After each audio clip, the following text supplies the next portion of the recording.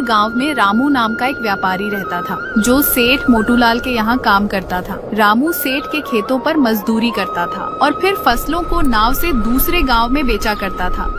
जल्दी जल्दी करो, सारा समय यहीं पर लगा दोगे तो ये सामान कौन ले जाएगा? अरे थोड़ा जल्दी जल्दी हाथ चलाओ। हाँ मालिक, सारा सामान नाव पर रख दिया है, बस ये कुछ चावल के बोरे ही रह गए हैं, बस इनको भी रखकर हम तुरंत ही निकल जाएंगे। हाँ ठीक है, जल्दी करो। अरे बिरजू कहाँ गया? कहीं दिख नहीं रहा है। वो मालिक बिरजू इस ठंड में अचानक बेहोश होकर गिर पड़ा था, इसलिए हम उसे घर छोड़ आए। अरे तो तुमने मुझे क्यों नहीं बताया? घर क्यों भेज दिया? मालिक मैं हूँ कि तुम बताओ जरा। आप मालिक?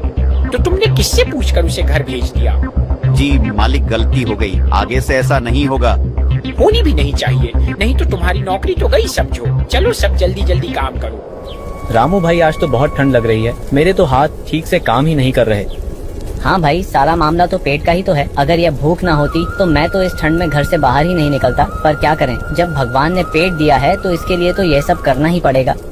हाँ भाई शंकर, हम गरीबों के पास इस ठंड में काम करने के सिवा कोई और रास्ता भी तो नहीं है। काम करें तो कुछ पैसे मिले, एक यह हमारा मालिक है जिसके पास हम गरीबों के ऊपर जरा सा भी दया भाव नहीं है। इतनी ठंड में दिन रात हमसे काम लेता है और खुद तो सारा दिन बंद घर में घुसा रहता है। अरे भाई थोड़ा धीरे बोल, कहीं मालिक ने सुन लिया ना तो खामखा ही सबको डांट पड़ेगी। वैसे भी मालिक के पास दिल कहाँ है हम मजदूरों के लिए, उन्हें तो बस काम से मतलब है, चाहे कितनी ही ठंड हो। अरे यूं रोने धोने से कुछ नहीं होगा, चलो सब जल्दी, जितना जल्दी काम निपटे उतना ही जल्दी हम घर को लौट पाएंगे। सभी मजदूर नाव में बैठकर दूसरे गांव के लिए निकल पड़ते हैं। रामू अपने परिवार के साथ एक छोटे से टूटे फूटे मकान में रहता था। रामू सेठ मोटू के खेतों में खेती करके अपने परिवार का पालन पोषण करता था। रामू का परिवार बहुत गरीब था और उनका घर भी टूटा फूटा था, जिस वजह से सर्दियों का मौसम आते ही उन्हें बहुत परेशानियों का सामना करना पड़ता था। माँ, आप पिताजी को बोलो ना, वे छत की मरम्मत करवा ले और खिड़कियों को भी ठीक करवा दे। सर्दियों का मौसम शुरू हो गया है, रात को जब खिड़की से हवा आती है ना तो बहुत सर्दी लगती है। चिंता मत करो बेटा, मैं तुम्हारे पिताजी से कहकर इस खिड़की में पर्दा लगवा दूंगी, क्योंकि खिड़की लगाने के पैसे तो अभी हमारे पास नहीं है, लेकिन पर्दा लग जाएगा तो उससे भी बहुत बचाव हो जाएगा। लेकिन माँ, जब पिछली बार हमने खिड़की पर पर्दा लगाया था तो तेज ठंडी हवा के कारण वो पर्दा उड़ गया था। मुझे नहीं लगता कि पर्दा लगाने से कोई भी फायदा होगा। एक बार कोशिश करके तो देख ही सकते हैं ना बेटा, तुम चिंता मत करो। मेरे पास कुछ पुरानी साड़ी पड़ी है, तुम्हारे पिताजी आएंगे तो उनसे कहकर खिड़की पर पर्दा लगवा दूंगी। थोड़ी देर बाद रामू घर आता है। जरा सुनिए, इस खिड़की से बहुत ठंडी हवा आती है, यह लीजिए, आप इस पर पर्दा लगा दीजिए। ठीक है, अभी लगा देता हूँ, लेकिन मुझे नहीं लगता कि इससे कोई भी फर्क पड़ेगा। इधर तेज हवा चली तो पहले की तरह ये फट जाएगा। रामू खिड़की पर पर्दा टांग देता है। ये देखो गुड्डू, तुम्हारा पर्दा लग गया। जी, मैं आपको कह रही थी कि ठंड का मौसम शुरू हो गया है। हमारी छत में जगह जगह छेद भी है। अगर ठंड में कहीं बारिश हो गई तो इस सर्दी को झेलना हमारे लिए कठिन हो जाएगा। इससे पहले कि कहीं बारिश हो, आप इस छत की मरम्मत करवा दीजिए। पर बिंदिया, तुम्हें तो पता है ना, मरम्मत करवाने में काफी पैसे लग जाएंगे और इतने पैसे अभी मेरे पास नहीं है। तो आप अपने सेठ से पैसे उधार ले लीजिए।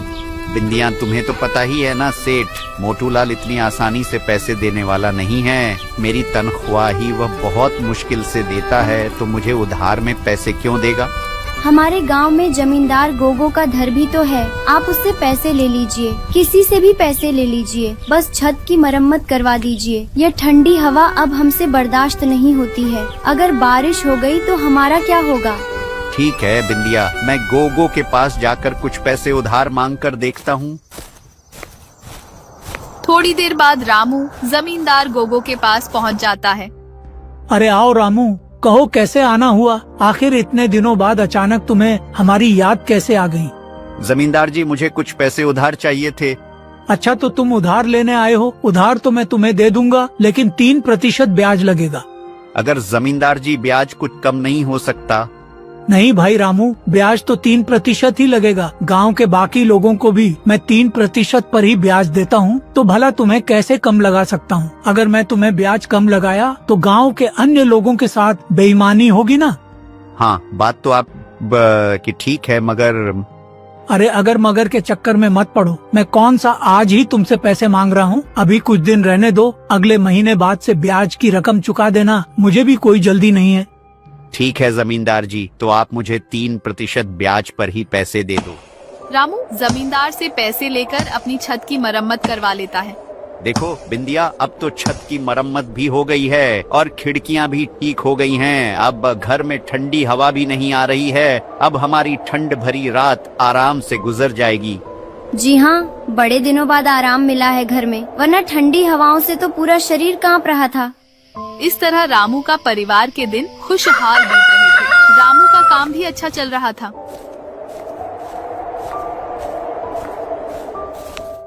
कहिए मुंशी जी, क्या चल रहा है? सब ठीक तो है ना? जी हुकुम, सब ठीक है। और भला आपके डर से कौन गलती कर सकता है? हाँ, डर जरूरी है, नहीं तो जमींदारी नहीं चलेगी। आज की जो भी आमदनी होगी वह मुझे बता देना। वही तो देने आया हूँ हुकुम, लेकिन एक छोटी सी दिक्कत है, एक जने को लेकर। दिक्कत किस वजह से हो रही है तुमको दिक्कत? हुकुम, वो हमारे गांव के मदन को लेकर उसने पिछले ही साल हमसे नाव खरीदने के लिए पैसे उधार लिए थे। हाँ तो क्या हुआ? उसने उधार सही समय पर नहीं भरा क्या? अरे हुकुम, भरता कैसे, उसका कारोबार ही ठप हो गया। सुना था कि उसकी दुकान में चोरी हो गई थी, जिससे उसे बहुत घाटा हुआ और अब वह उधार नहीं भर पा रहा। अच्छा ऐसा है, तो जो उसने नाव खरीदी है उसे उठा लो। गोगो बहुत ही चालाक और लालची जमींदार था। पहले गांव की लोगों को बड़े भारी ब्याज पर पैसे देता था और ब्याज ना चुका पाने पर उनके घर, खेत खलिहान सब हड़प लिया करता था। यह पैसा रखो, जमींदार का आदमी आएंगे तो उन्हें यह पैसे दे देना। और कब तक देना होगा जी? गुड्डू अब बड़ा हो रहा है, उसकी पढ़ाई के लिए भी तो कुछ जमा करना होगा ना। और ज्यादा दिन नहीं, लगभग सब चुकता हो ही गया है। बस भगवान की कृपा से इसी तरह काम चलता रहा ना, तो अगले आने वाले 3 महीनों में हमारा सारा कर्जा चुकता हो जाएगा। भगवान करे ऐसा ही हो। गुड्डू कहाँ है? वह पढ़ रहा है। उसका अच्छे से ख्याल रखना, आखिर वही हमारे लिए सब कुछ है। चलो मैं अब निकलता हूँ, नहीं तो काम में देरी हो जाएगी। अच्छे से जाइएगा।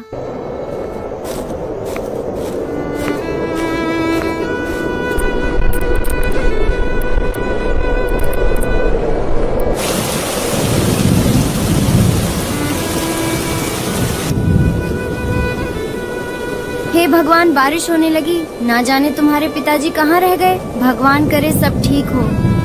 माँ क्या हुआ? कुछ नहीं बेटा, तुम अंदर चलो, मैं अभी आती हूँ। भगवान उनकी रक्षा करना, इतनी बारिश हो रही है, बस वह सुरक्षित घर आ जाए। अरे थोड़ा सा खा लो ना बेटा, नहीं तो ये खाना बर्बाद हो जाएगा ना बेटा। माँ मुझे भूख नहीं लगी है। रात बहुत बड़ी है बेटा, अगर अभी नहीं खाओगे तो रात में भूख लग जाएगी। माँ आप क्या खाएंगी? बस आपके पापा आ जाएं, तब हम एक साथ खा लेंगे, लेकिन तुम खाकर सो जाओ। लगता है तुम्हारे पापा आ गए, मैं दरवाजा खोलकर आती हूँ। जी आप कौन? क्या यह रामू का घर है? हाँ कहिए। आज नदी से नाव ले जाते समय बीच रास्ते में नाव पलट गई। नाव पलट जाने से रामू की उस नदी में ही मौत हो गई। नहीं, ऐसा नहीं हो सकता। इसके बाद बिंदिया अपने जीवन में अकेली पड़ जाती है। उसके जीवन की सारी खुशियाँ चली जाती है। वह खुद तो दूर, वह अपने बेटे को भी 3 वक्त का ढंग से खाना भी नहीं खिला पाती है। ऊपर से जमींदार के पैसे न लौटाने पर उसको खूब खरी खोटी सुननी पड़ती है। वह दिन के आधे समय में सिर्फ रोती रहती थी। उसे जीने की कोई इच्छा न थी, इसलिए वह खुद को मारना चाहती थी। लेकिन यह सब सोचते ही उसे अपने बेटे की याद आ जाती थी। अगर मैं भी चली गई तो मेरे बच्चे को कौन देखेगा? नहीं, मैं कमजोर नहीं पड़ सकती। मुझे जीना होगा अपने बेटे के लिए। मुझे अपने बेटे के लिए जीना ही पड़ेगा। लेकिन कुछ भी करूं, कुछ पैसे तो चाहिए ही। वो मैं कहां से लाऊंगी? जमींदार बाबू को तो वैसे ही पैसे देने हैं। अगर उनसे मांगूंगी तो क्या वह देंगे? जो भी हो, एक बार बोलकर देखती हूँ, हो सके दे दे। रामू का और कितना पैसा निकल रहा है जो उधार लिया था? उसका 80% तो चुका दिया। अगर आज वह जिंदा होता तो शायद बाकी का उधार भी चुका देता। लेकिन उसके मरने से मेरा पैसा नहीं मिलेगा। वैसे भी बहुत समय हो गया है, अगर जरूरत पड़ी तो अब उसका घर बेचकर पैसे लेना होगा। अगर हम घर ले लेंगे तो वह लोग रहेंगे कहाँ? ये मेरा सर दर्द नहीं है, वह उन्हें समझने दो। मैंने जो कहा है वह जाकर करो। जी आप दोनों कैसी बातें कर रहे हैं? बेचारी विधवा कहाँ से भरेगी अब आपका ब्याज, और अब आप उसका घर लेने की भी बात कर रहे हैं। इतनी ठंड में वह बेचारी अपने बच्चे के साथ कहाँ जाएगी? कम से कम उन दोनों के बारे में तो सोचो। उन दोनों का क्या कसूर? एक तो वैसे ही उनके सर पर मुश्किलों का पहाड़ टूट पड़ा है, और आप इस ठंड में उनसे उनकी छत भी छीनना चाहते हैं। आप ऐसा मत कीजिए। यहाँ क्या कर रही हो तुम? तुम्हें कितनी बार कहा है मेरे व्यापार में बार बार दखल अंदाजी मत किया करो। तुम्हारा काम घर में झाड़ू पोछा करना है, जाओ और अपना काम करो। माफी हुजूर, लेकिन ठकुराइन जी बात तो सही कह रही है। इतनी ठंड में वह बेचारे कहाँ जाएंगे? मैं क्या कह रहा था हुजूर, रामू ने जितना पैसा दिया था उससे कहीं ज्यादा उसके घर की कीमत है। इसलिए आप वह घर ले लीजिए और उन्हें नदी किनारे वाला आपका जो पुराना घर है ना, वह उनको दे दीजिए, और थोड़े बहुत पैसे भी दे देना। वैसे भी वह घर कब से वीरान पड़ा हुआ है, क्या पता कब नदी में बह जाए, और इसके लिए आपको कोई दोष भी नहीं दे सकेगा।